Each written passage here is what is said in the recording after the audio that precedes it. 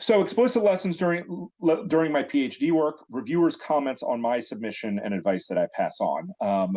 This is expressly written in light of the Baird 2021 piece, where he was talking about writing theory papers, and I thought he had a lot right in that paper. And I just didn't it didn't make a lot of sense for me to waste a lot of pages on where I agreed with him. I really tried to focus on where I had new things to say or different things to say than what he said. But I see my paper as complementary to Baird. I don't disagree with anything he said. I just think writing empirical papers is also really hard, like not just theory papers. And there were some things that, tips and tricks that I've learned along the way. And I disagree where possible to provide a little creative tension. Aaron's a friend of mine. He did a great job. It's not just trying to, I'm not going after anybody in this. It's just adding another perspective. And then the disclaimer is this is just my approach. This is what I have learned. There are definitely other ways to do things. And you need to find the formula, the process that works best for you. So what I'm going to do here is actually go through the paper and give you some of the behind the scenes and things we've done. Then I have a couple of slides at the end, which really is going to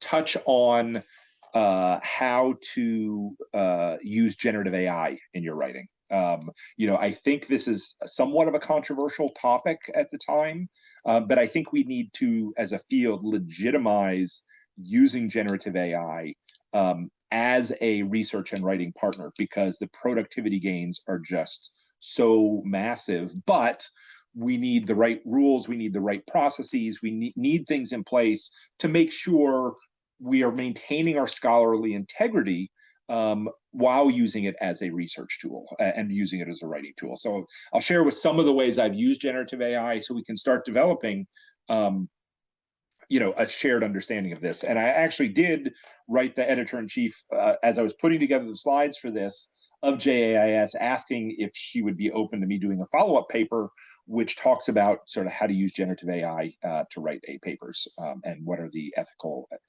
Not that I think I have all of the answers here, but I do think we need a very public discussion led by our top journals because people are doing it, and so ignoring it is not the solution.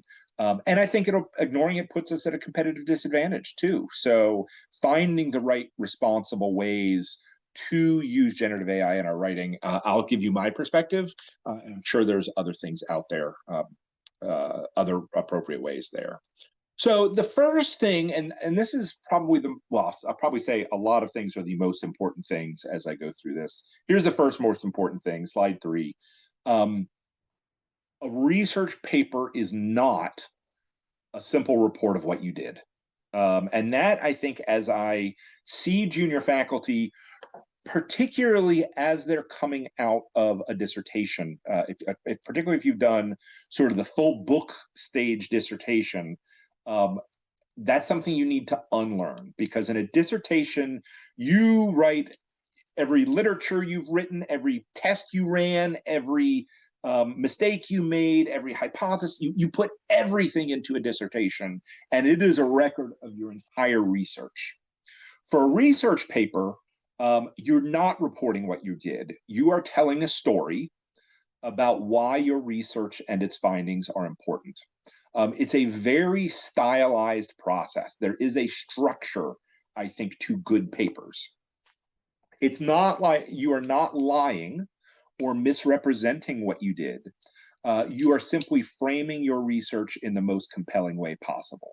In a dissertation, you have essentially unlimited space. You have hundreds of pages that you have the room to put in everything you did, to put in all the relevant literature, to include everything. In a 30 to 40 page research paper, you don't have that much space. You have to narrow it down, you have to focus, and you have to tell the story about why your research matters. And so here is one of the most important lessons I learned as a doctoral student is less is almost always more. Leave it out of your paper if it doesn't help you tell the story. removing the material from the paper may be the most important, difficult, and often overlooked decision, but it's valuable for a couple of reasons. This is the last bullet point here. Less content means that less reviewers have to complain about. Reviewers are always going to find your mistakes, and if you include less, particularly things that don't fit, that aren't really critically important to what you're doing, you give reviewers less to latch onto. What is it, the cybersecurity people, you decrease the threat space or the attack space. The more you can decrease your attack space of the paper to reviewers, the more likely you are to be successful. The great story here, and there's a psychological study that talks about that, which I always like. What they did was they had students working together, and student A had to clap out a rhythm of a song on the clapping or the percussion instrument, and the other participant was trying to guess what song it was. Well, when they went and asked how good of a job did student A do communicating to student B, student A invariably reported, oh, we're 70 to 80% of the way. I did a great job. Student B said it's a 20 to 30%. I couldn't understand anything what was going on. So what the psychologists theorize there is what's happening is the person clapping out the rhythm is hearing the rhythm in their head. So they think they are more accurate than they are. Whereas the participant 2 that's hearing the pattern doesn't have that going on in their head, so they can't hear what the person is trying to communicate. I think that's what's happening a lot of time in research papers. As the writer, every decision that went into it. Every mistake that got made. Every recorrection along the way. Every reviewer comment, blah, blah, blah, blah, blah. And you hear that tone, you hear that tune in your head as you're writing it. The reviewers don't hear that. They only hear what you sort of are putting out there. And so when I was writing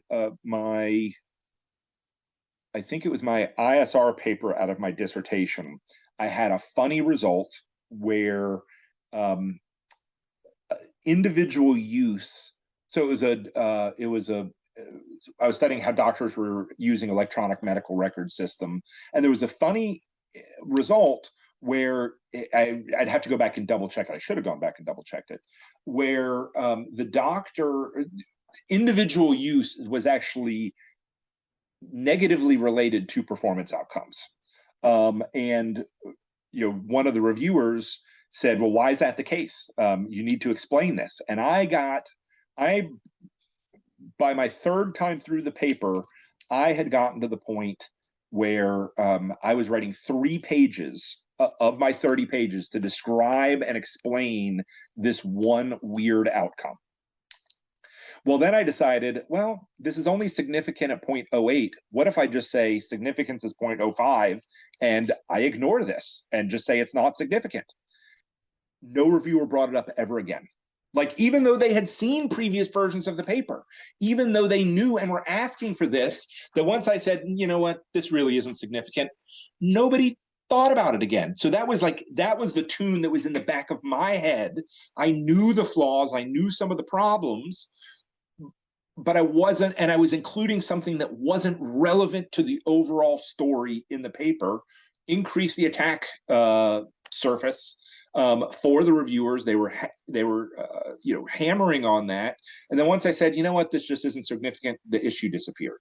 So the more you can take out, the more you can simplify your story. Now, if it's relevant, don't lie, don't mislead, don't withhold really critical information.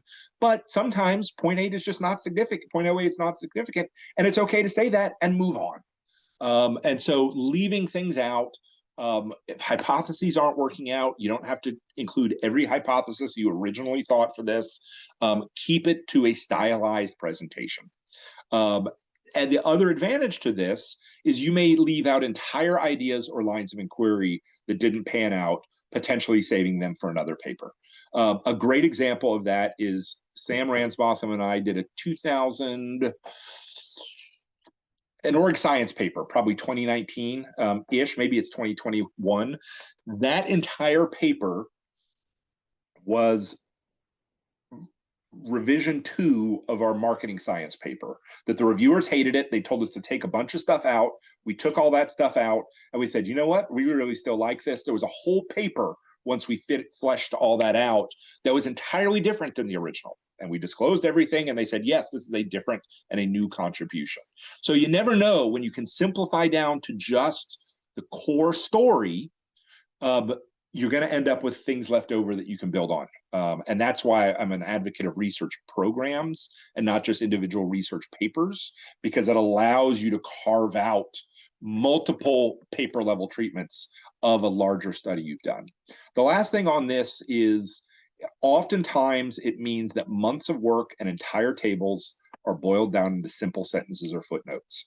That we checked the robustness of this and everything worked out okay, rather than doing 12 pages of here's the robustness things we did. That can be painful to do all that work just to keep reviewer 2 happy, but that's how you get stuff published, and that's how you make sure they focus on what's important. I'm not a big fan of these pages upon pages upon pages of robustness checks, and yeah, you need to do that for the reviewers. You don't need to include all those results in the final paper, because the more you include for that, the less you can say something important. So that's the lesson here is a paper is not a report of your research. The paper is a stylized artifact where you're telling a story of why your research matters. So some insights before you start writing. I was taught, and this is some good advice that was given to me, is your target audience is always first-year doctoral students. In the review process, one reviewer misunderstood this, that I was only writing to first-year doctoral students, and that's not really what I meant. What I meant was make it accessible to the field's broadest possible audience.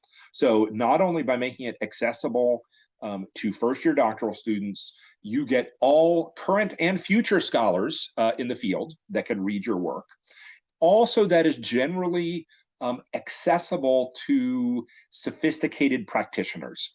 So it's great when practitioners find value in your research. This doesn't mean you have to go do a big, MIT Sloan Management Review or HBR thing, but it is nice when your research can be relevant to what companies are actually doing. The reason for that is it enables you to create more partnerships to do future research if people see that your research is making a meaningful impact here. Here's where I differ. Baird disagreed with me here in his 2021 paper. He argued that you write a paper for a subfield, that you focus on the small subset of scholars that are doing what you're doing and make that your audience. I disagree with that, because I think that's a sure way to make sure your papers are only read by a handful of other people. If you want to make an impact on the field, I believe every paper published in MISQ and ISR needs to be for the entire field. And so make sure you're writing for everybody, and that's to write for first-year doctoral students. Second most important thing is start with an interesting research question. So often I see people do, they get a data set, they analyze that data set, and they answer the first 2 or 3 questions that come to their mind about that. Those are inevitably boring papers. Fun story, I was a humanities undergrad, and I had a class called Writing Poems. And in that class, the professor said, when you're rhyming, when you decide what words you want to rhyme, you create a list of 10 words that rhyme with that list that you're trying to rhyme with, and you throw that list away because it's too obvious, and you start with number 11. I think that's a great way to come up with research questions, because that first one is always going to be too obvious, and it's not going to be very interesting. Once you can get down to, and I don't know if 10 is the right number, if you can get down to 5, 6, 7, 10, then you start getting some interesting research questions. That might also be, that I did not put into a slide, a great way to use generative AI in some of this. You show it your data set, You talk about the things you're trying to accomplish and some of the findings, and ask generative AI, what are some angles for this paper? What are some research questions that we could answer, and generate 10, 11, 12 for me, and see if it pushes your thinking in new and different directions. That may uncover some things that you wouldn't have thought of otherwise. Now, so 11 is not literal, but 11 is just say push past the obvious, push past the first thing you think of with this. Now you can overshoot the mark as well. And I did that. Sam Ransbotham and I have a 2011 paper in MISQ looking at, it's called Rises and Falls from Grace in Wikipedia. So looking at how papers get promoted to featured article status, and then some of them can actually get demoted from feature article status. So that it's a really interesting, it's like if you publish a paper in MISQ and then later reviewers could come in and say, no, that's not really a good enough paper, we're going to take that out now. That can happen on Wikipedia due to the nature of the things, and we were interested in that phenomenon. Well, it turns out we were looking at why papers were demoted before anybody ever did why are they promoted. And so we had gotten to question 11 and we realized, maybe we overshot this and we're going too nichey. So the paper was about why do we get promoted, then why do we get demoted, and it turns out with that whole thing. So, but I think the point is, as you're looking more interesting, as you're pushing your data better, as you're going beyond the obvious surface level insights, that's when you're going to find value. Last but not least of these insights before you start writing, this is the editor-in-chief of Organization Science at the time. I think it was James Walsh, came to Emory, did a presentation for us, and he talked about the minimum publishable unit, that you want to publish the least amount of work and content that gets you through the door, because you just save things for a later time. We're going to talk about this later, but I always believe that a paper is always about one and only one thing. And it's how you get that down, how you answer that research question that hasn't been answered before. As a result, I'm actually a big fan of the research note category in MISQ and ISR that I've used that very successfully as an editorial strategy. So what will happen is people would submit the MISQ paper out of the gate, and the reviewers would come back and they'd like 75% of it, but they really had problems with 25% certain things. And I would give reviewers the choice, or authors the choice, as I would say, I can see two directions with this. First is go ahead and address their concerns, and you might have to collect new data, you may have to do some more background, you can stick with your plan A. Or what they really have a problem with is this small 25%. It strikes me you still have a story, you still have a paper, if you keep the 75% and get rid of the problematic 25%. And in all but one case, that was a successful strategy where people said, oh, we're going to take the research note path because we think that's going to be faster, strip out the problematic stuff, we send it out, reviewers tend to like it. Because again, the less that's in a paper, the less reviewers object to it. And if they see something that they want to give a revision to, focus on that and get rid of the extraneous stuff, because it just distracts from your core message. So now getting into the formula for papers. So we're going to go through this section, title and abstract, introduction, theory section, methods and settings, discussion and conclusion, discussion and conclusion. I don't need two there. Now, this isn't going to necessarily apply for all types of research. Does qualitative research naturally, or non-positivistic qualitative research really fall into this category? Maybe not. Does some econometric work fit into this? Well, if it's not a theory-driven paper, maybe not. But I also argue that a lot of these atheoretical papers could actually have a much bigger impact if they started thinking about it in this way. So it's not 100% this way, but I do think you can borrow things from each of these to add value to your writing. And in fact, one of the reviewers on this paper said, I'm a qualitative author. Some of these things don't fit, but 90% of it does. And if 90% of this stuff works, that's great in my opinion. We're not going for perfection here. There is a saying that says perfect is the enemy of the good. And sometimes perfect is the enemy of the published. So when I am publishing papers, I really try to get it to 80 to 90% good enough, because the thing that reviewers are going to argue about, I just don't see them, because if I had seen them, I'd have tried to fix them or I'd address them. There are going to be things out there, but I'm not going to learn it until I submit it. So get it to 80%, get it to 90%. Don't seek perfection, because even published papers are not perfect. So we're just going to sort of go through order of how it appears in the paper, but not necessarily the value of it. I'm not prioritizing this. But for the title and the abstract, I call it "The First Shall Be Last and the Last Shall Be First." I really underappreciated the importance of a good title and an abstract in the research. I just thought the goal was to get papers published. Like, I'm a junior faculty, all I want to do is get things published.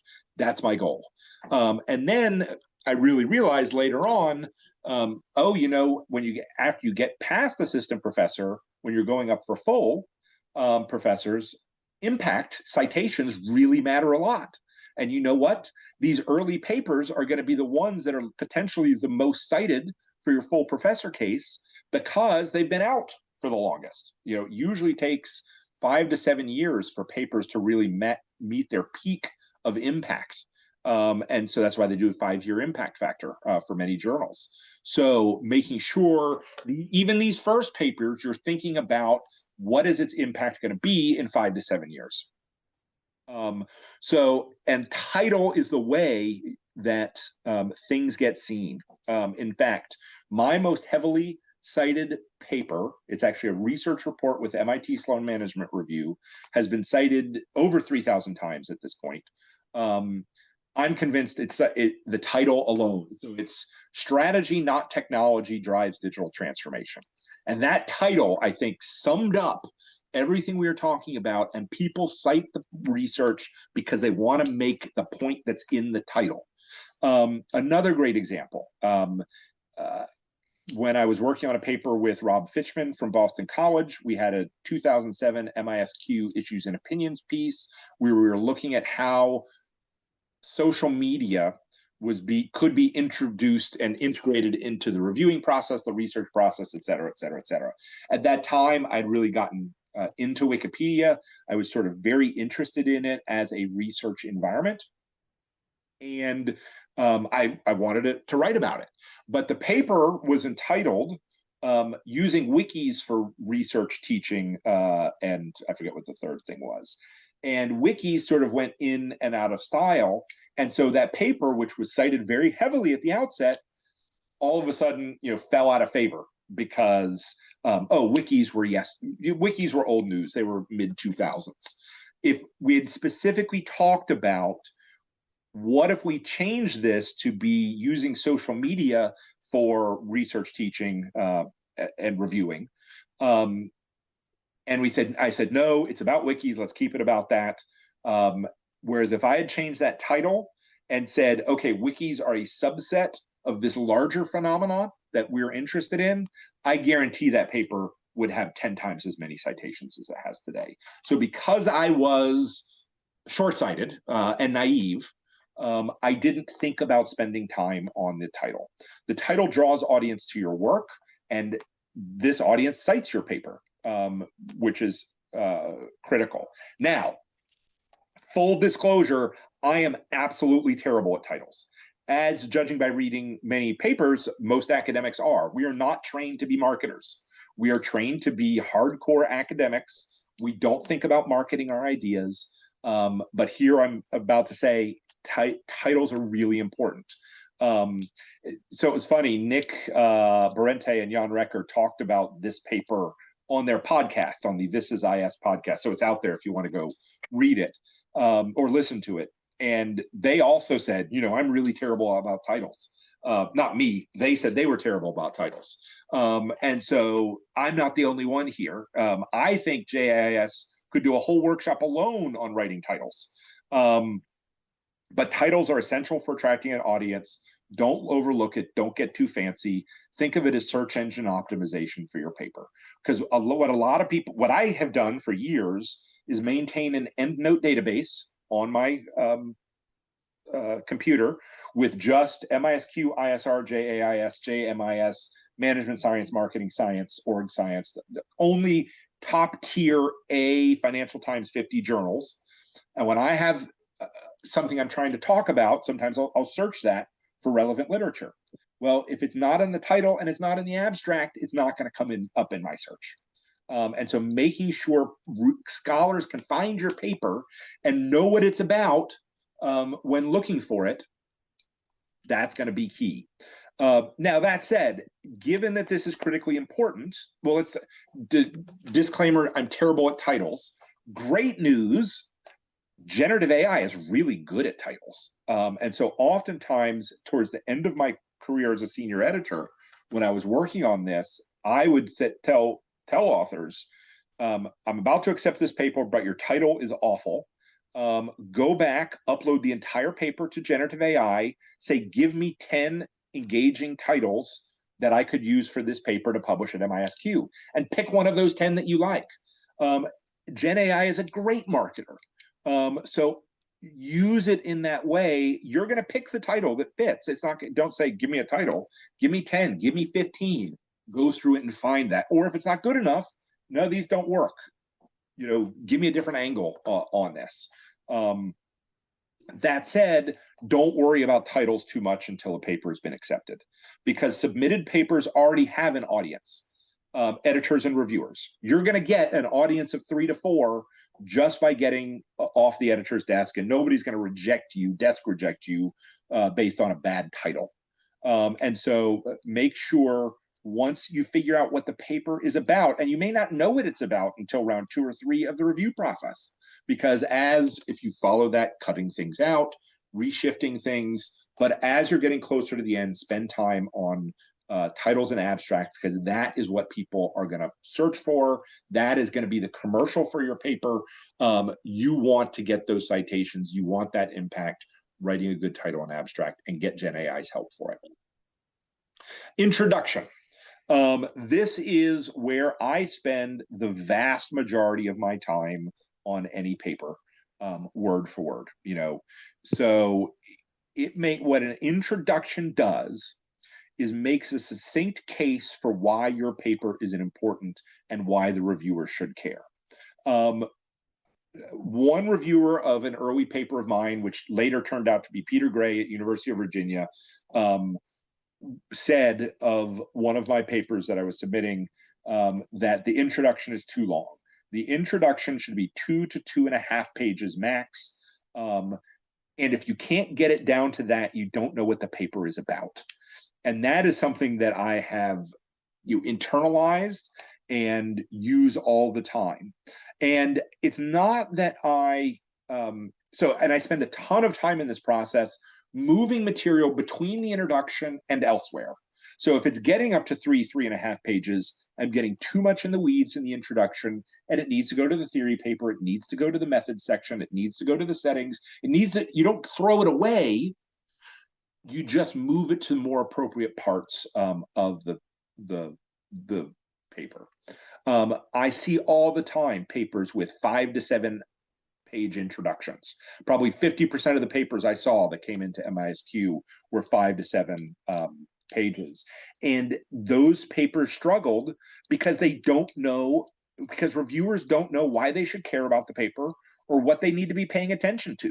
If you can't tell why your paper is important in 2 to 2.5 pages, it's because you don't know it yet. And if you don't know it yet, you can't write an effective paper telling the story about why your research is important. So I am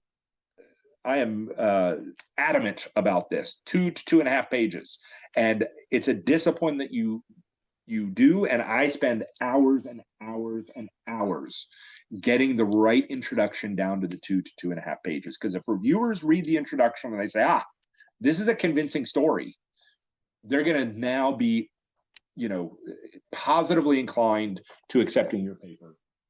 If your reviewers don't know what it's about or why it matters, they're going to be looking for excuses to reject it. Second thing is, and this is one I got from Brian Butler, who's the dean at Alabama's School of Information. He said it should always answer the question of what will a reader get wrong if they don't read your paper. And that's really important. And that's something that I think junior faculty struggle with, because they don't want to tell Jerry Kane, sorry, Jerry got something wrong, and I'm writing a paper refuting what he got wrong. I'm wrong all the time. So it's not you can do it in a constructive and way, but if you say, this has never been studied before, or there's a gap in the literature, it may have not been studied. And so this is what Brian said. I see that a lot in papers that ultimately get rejected, because it may not be important that it hasn't been studied before. It may just not matter. It needs to matter that people are looking at this, and it needs to matter that if people don't read this paper, they're going to get something wrong. Now, you're not going to say Jerry Kane got this wrong. You're going to say, I am extending Jerry Kane's work. I am clarifying Jerry Kane's work. I am revisiting the assumptions upon which these papers are written, et cetera, et cetera. Murray Davis has a really nice 1971 paper that's interesting, where he goes through 12 different paradigms of interesting and impactful papers. I can boil that down to one, all those 12 into one. What did the literature get wrong about this phenomena before your paper came along? They might have thought it was a one-dimensional construct, and you're saying it's a multidimensional construct. It might have been a multidimensional construct that you're saying is really boils down to one thing. It could be about, the assumptions on which this stream of research. So my most highly cited academic paper is the one that just won the MISQ Davis-Dixon Award, where we say social network research is built on some assumptions that social media overcomes, and we need a whole new stream of research to study this, because technology lets us socialize in different ways. Platforms let us do things in different ways. I'm saying the social network research is wrong when it comes to social media, because of these assumptions. And that's where sort of, again, you do it in a constructive way. You don't call people out. You don't get nasty. But you use these terms of, we know more now. These technologies change the assumptions, et cetera, et cetera. But what it boils down to is researchers will get something wrong if they don't, about the literature, about an important phenomenon, if they don't read this paper. So now on to the theory section. I have a bit of what I would say is an unorthodox view here. I still think I'm right, but this may be where I diverge the most. The theory section is not a literature review. MISQ and ISR paper is not a doctoral dissertation. What the theory section is building a compelling case for why would you expect something to be true or not, based on previous research. My experience is that junior faculty and doctoral students tend to get pushed around by the literature. They tend to need to include everything. They need to show they've done their homework. They need to show they've read, et cetera, and they include more than's necessary. Use the literature to support your argument. Don't draw your argument from it. And what that means, and I saw a question just come in, and I'll get to that in a second. That means what I do is I start without the literature, and I build a 3 to 6 point logical argument for the case I'm trying to make in the paper. So a paper I did in 2021 in Org Science was about the impact of knowledge management tools on junior employees and women. So basically what we found was knowledge management tools benefited junior employees and women more so than other people, because the argument was they couldn't rely on the social networks as well. And so what I did was, rather than go through all the literature, we came through with this logical argument. Why would we expect this to be the case? How can we build the argument that these platforms are going to benefit this group of people more because of these reasons? And we just talked through it, like, what's the logic here? And then we fill in the literature later. Now, I'm going to assume first year doctoral, if you're at the point where you're writing papers for MISQ and ISR, you've at least completed your first year of doctoral work. You probably passed your comprehensive exams. You know the literature. Trust that knowledge and make that argument that you know sort of generally what the literature is going to back up, and then later go fill in the literature. Don't include stuff just because they did research near this area if it doesn't forward your argument. Baird has some really good advice here about choosing, when you're coming up with references, choose one classic reference and one newer reference to bookend the idea.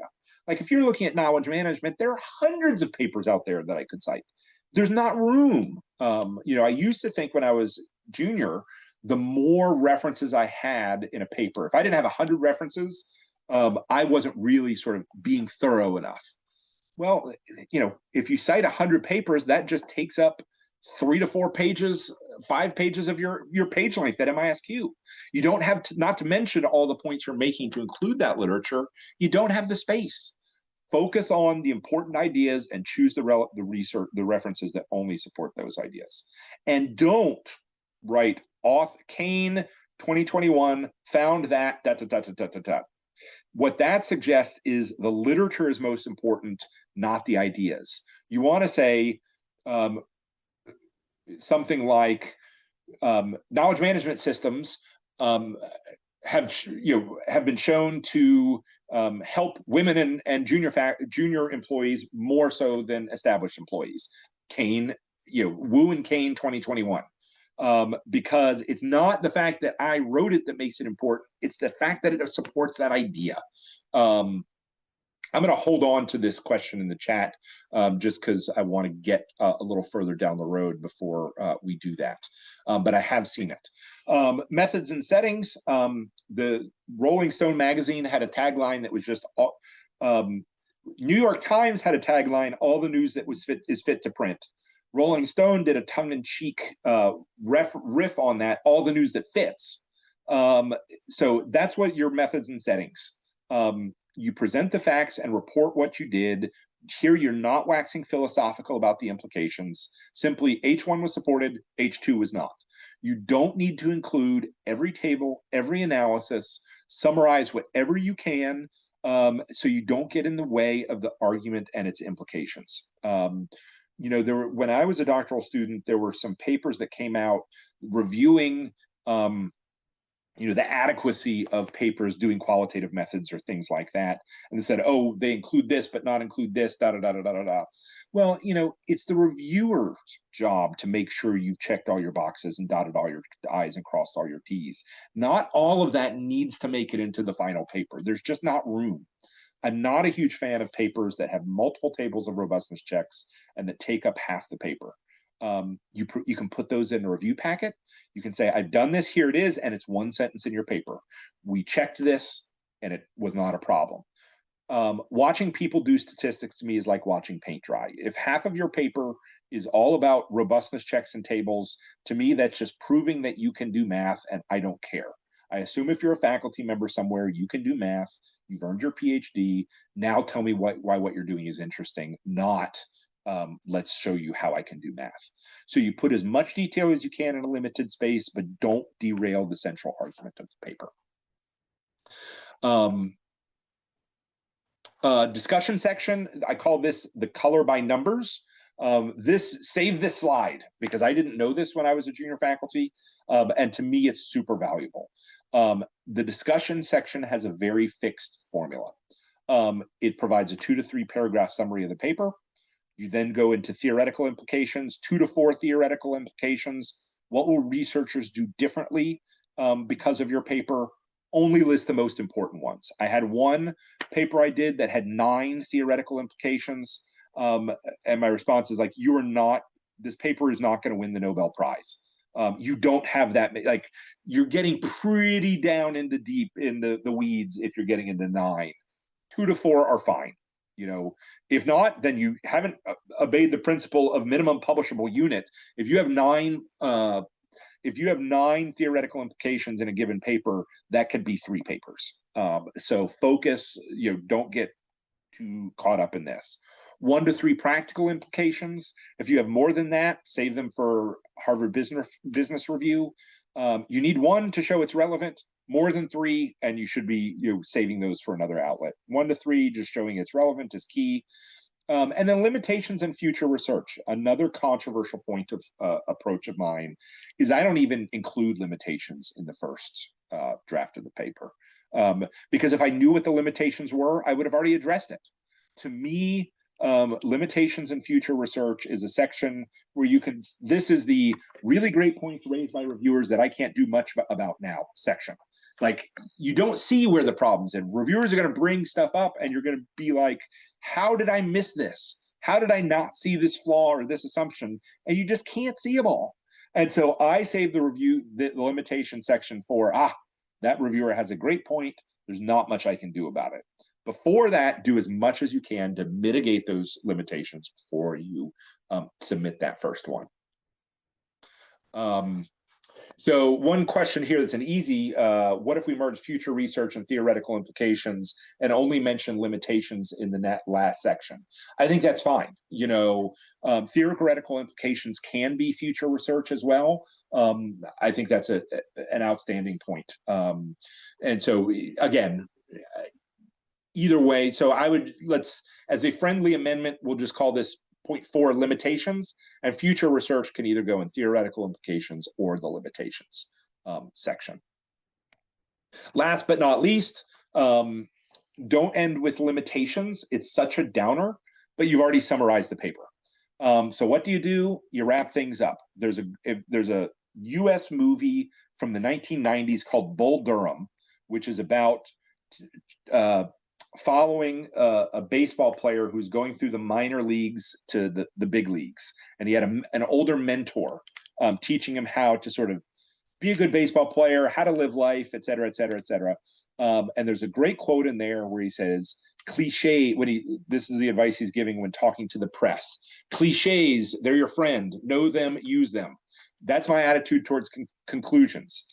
You just want a paragraph to not end on limitations. You say, this is what I'm hoping to accomplish, blah, blah, blah, blah, blah. It's a paragraph or 2 of nice, polite, fairly generic language to then move on because you don't want to end in limitations. This pro tip here, which is, Mike, I do have a question about whether this is a little bit dated at this point. Invest in Grammarly Premium. I think it's a really valuable tool outside of statistics software for academics. It helps me avoid typos and other grammatical errors that just take time to find and fix. The reason I adopted Grammarly Premium was one of my co-authors kept harping on me for using passive voice. And because that's the way I naturally sort of gravitate to. And Grammarly helps me fix that. Now it's to the point where, because I've used Grammarly enough, I now can see passive voice in my own writing. And so it's sort of changed the way I write because it's been that automated reminder of you're doing this again, you're doing this again, you're doing this again. Now, some of my Chinese faculty now say, I don't use Grammarly anymore. I just use ChatGPT. I just do the first draft of the paper and ask ChatGPT to summarize it for me. And so whether I think ChatGPT, I like both Grammarly and ChatGPT because it makes me go through the paper in different ways each time. But I like both of those. So whether you use Grammarly Premium or generative AI, so I'd like to take a point now and at least address the questions that have come in. I addressed one. So here, hello, Professor Jerry, I'm Rahul, first-year doctoral student. I often hear profs talking about finding a good research question. Can you elaborate on the features of a good research question? I think that is something, it's one of those things. One of the US Supreme Court justices was asked um, to define obscenity. And he said, I just know it when I see it. I can't define it. I know it when I see it. I think that's good research questions. I think in some ways I've defined it operationally. If you go through that list of what's the 10 research questions that come to mind, it's number 11. It's one that's important, but isn't the first thing I think of. And so as a first-year doctoral student, you don't know what a good research question is. What I would encourage you to do is, as you're reading papers, pay attention to the research questions that people are asking and make a list of the ones you like. Make list of the ones you find engaging, and then analyze what you think makes that one good. So that's going to vary by field. I think the best compliment I ever received on my dissertation research was from a faculty at NYU who said, "This is so obvious. Why hasn't anybody done this before?" That to me is the ideal research question. That this is like, why hasn't there been a paper showing this before? That to me, if you can get a research question that lands you that compliment, that's the best thing you can do. This hasn't been addressed yet, it's really important. That's the best. So another comment: how do you deal with literature that contradicts your argument? Include research that underlies your 3 to 6 arguments. Well, so if there is that's easy.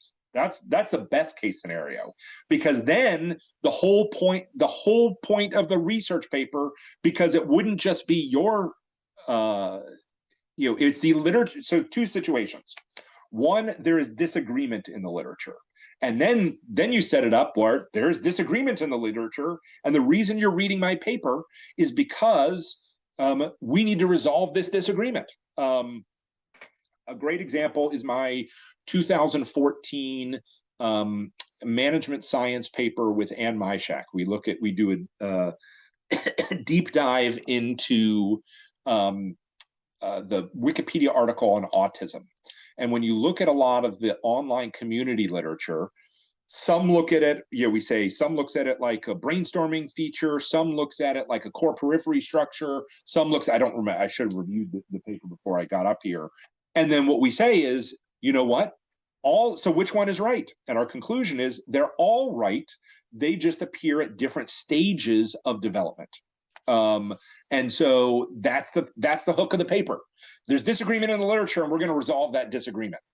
Option 2 is you think the literature truly gets it wrong, and then your argument is, here's why I think the literature gets it wrong, and you're specifically arguing with the literature. That doesn't happen that often, and there it would be about this assumption is violated, et cetera, et cetera. And then you still have this logic of how do you get from point A to point B. I think my point here is don't start with the literature, start with an intuitive argument that then you build the literature out of. And whatever the literature looks like, you can build an intuitive and engaging argument wherever there's disagreement, because that's what the literature gets wrong, et cetera, et cetera. It's Bastian asks, don't reviewers expect a limitation section in the first draft? I found that I didn't include it, and sort of like that 0.08 finding in my paper. I just took it out and nobody ever said anything about it again. I haven't been submitting first round limitation sections for about second half of my career, and nobody's argued with it. And so there's usually one by the end, and if reviewers pick it up, great. I'm happy to include it, and I plan to include it because there's some things I can't address. I've just not found in the first round. I mean, as doctoral students, and as junior faculty, most of the time you're only seeing papers that have already navigated the gauntlet from submission to acceptance. You don't see the ugly process along the way. And so oftentimes when I'm submitting a paper for the first time, what I ask myself when I'm dealing with something that's an issue, is that a rejectable issue? Are reviewers going to reject a paper because this is not included or is not there? I do not see limitations as a lack of limitations in the first round as a rejectable issue. They're going to certainly say, hey, you should not, the other thing to do would be approach I've seen people use successfully. It's sort of like when an interviewer asks you what your drawbacks are as a candidate, what your weaknesses are as a candidate. You always give them fake weaknesses, like, oh, I just care too much, that I have trouble walking away. It's a compliment that's really, it's a limitation that's really sort of a backhanded compliment about yourself. You can also say that about well, I'm only using qualitative methods. Quantitative methods might also add additional insights. Well, yeah, you can't do everything in one paper. So if you want, that's another way to do it. Just sort of put up big softballs that are obvious. Like, we're only studying it in Wikipedia. It may not apply to the other situations, and that's a limitation, and we need to see if it generalizes. But by and large, I find nobody misses it if you don't put it in, and they're going to come up with real things that you need to put in later. So either way is fine. So I'm going to keep moving along because now we're getting into the controversial area. So how to write an A paper, the generative AI edition. I really think, as I've experimented with it, I find that Gen AI can be a very valuable writing partner, but is not a replacement. I treat it like a research assistant. It can do smaller tasks that really facilitate my ability to publish faster, but it cannot replace my experience as a researcher. And I've gotten to the point now where I can really sniff out bad generative AI use very easily. And if I see that in papers that I'm reviewing, I'll just probably reject it and just not worry about it. If you've done a lazy application of generative AI where I can instantly tell it's been used, it's not worth my time to review the paper. And I'll probably just look for excuses to reject and move on. So what you do is you get it to do mundane work, but only under close supervision. So some things I've done is, hey, check the references in this paper. What I used to do manually, and still probably do, like go through every, search and replace or search in Microsoft Word for every open parentheses to look at every reference to make sure they're all in my works cited, my bibliography section. Generative AI can speed that up, can help me make sure nothing is in the reference section that isn't cited in the paper, and vice versa. That will save me hours. And yes, use generative AI for that. Sometimes I'll say, clean stuff, can you clean this section up a little bit? But I am always responsible for the final output. The further you get, the more you're outsourcing to Gen AI, the bigger the risks are. But I think you can use it effectively for discrete tasks. Disclaimer, these are my opinions only. When in doubt, always disclose what you did. That's how you make sure you're on the right side of the ethics claim. And I do think we need more of this. We need guidance from the senior editors of the top journal. My experience is most of them are just saying, well, don't use it, or only use it in minimally intrusive ways. I don't think that's good enough. I think we need some more proactive guidance. So I'm going to try and sort of start us down that road. First is, I've used it as a very effective title and abstract generator. Upload your entire paper to Gen AI, ask it to develop 10 engaging titles for the paper, and pick which one you like the best. Don't just ask it to do it, but get it 10. And if you don't like the list of 10, get it to come up with 10 more. I also use it, say, create an engaging abstract that highlights the key points and encourages people to read the paper. Also include terms that would appear in a search. So it knows, and it can summarize. It's really good at summarizing. Now, yes, make sure you read the abstract. Make sure it reflects, you know the paper better than anyone else. Make sure it works, fix what doesn't work. But that's a way to sort of, again, I'm a terrible marketer.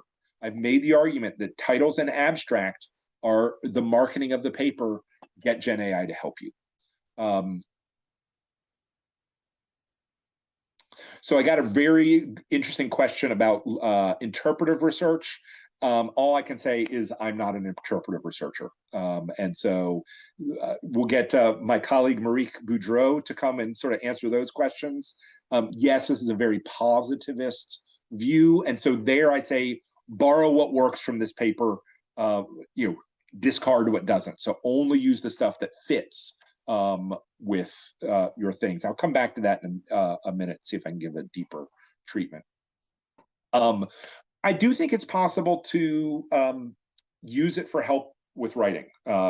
So oftentimes I will write the first draft of the paper and then ask it to clean up certain segments, similar to using Grammarly.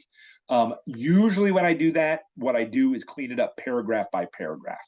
If you say clean up this whole section, Gen AI tends to cut really important stuff out.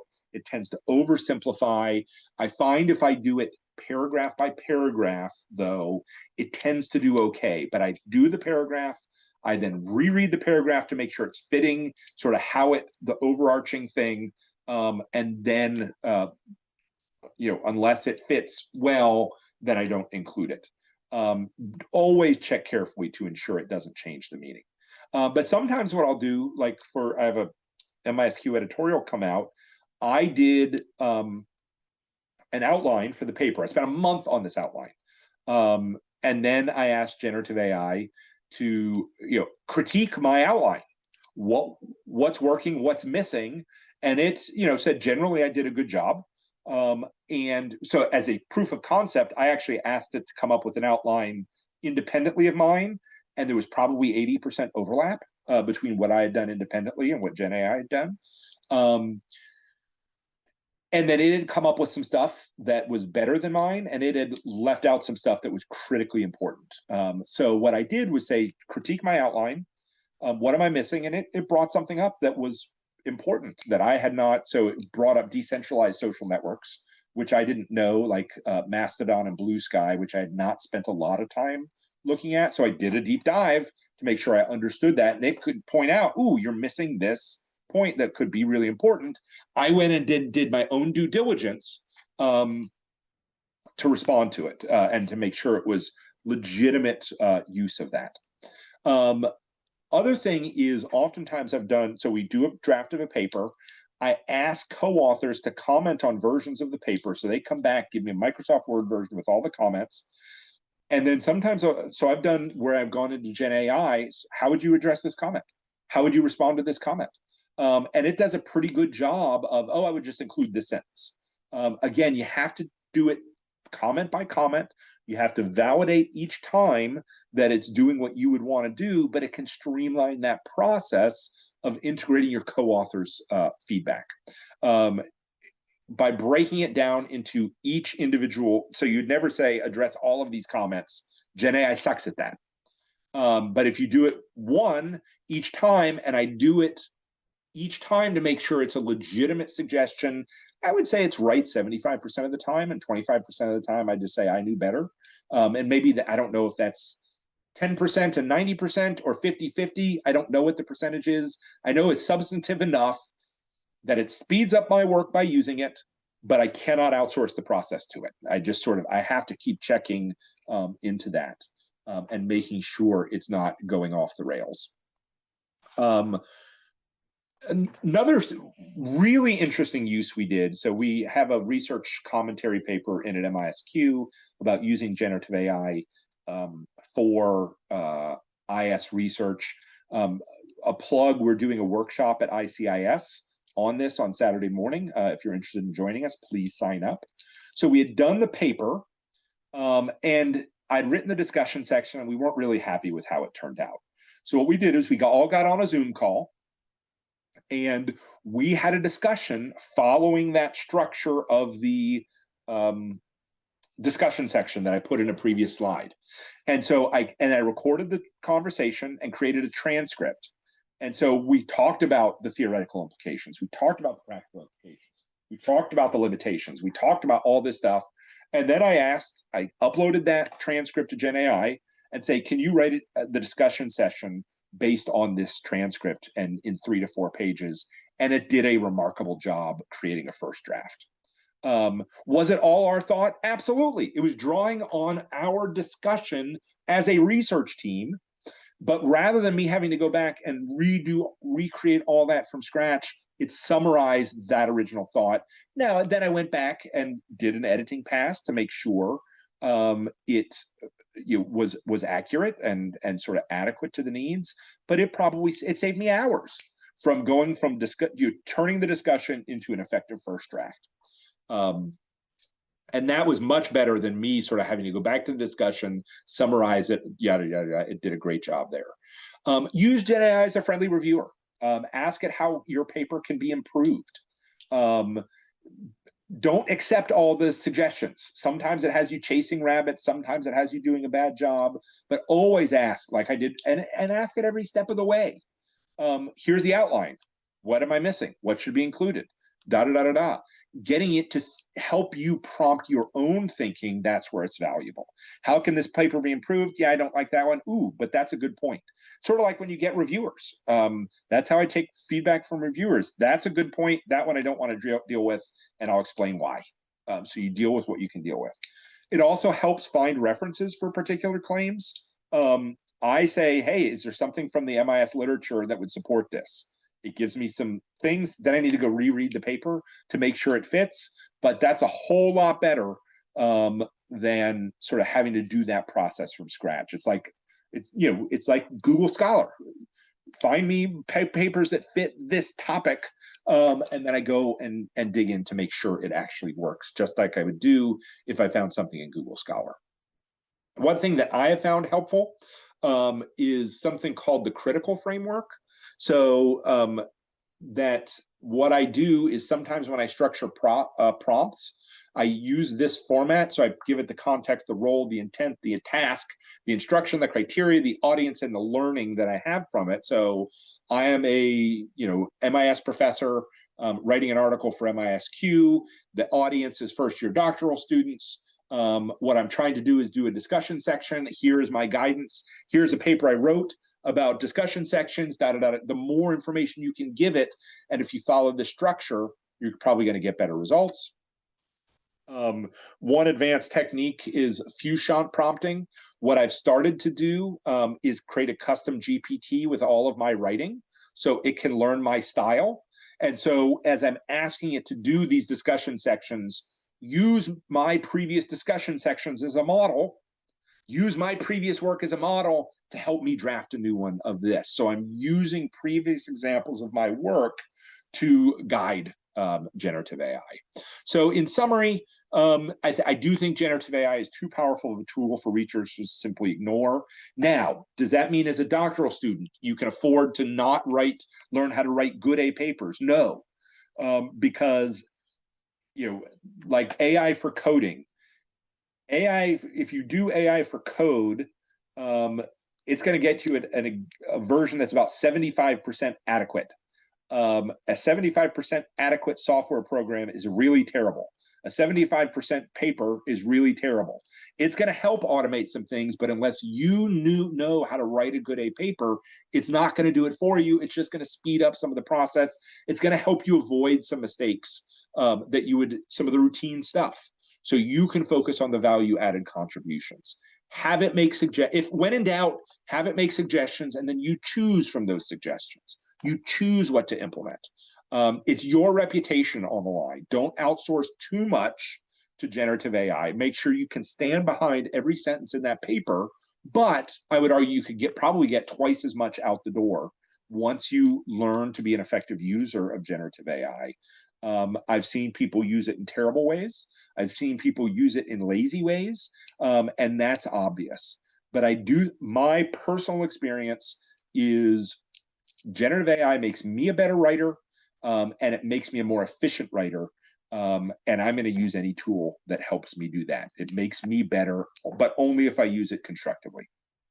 So which tool do I use for finding references?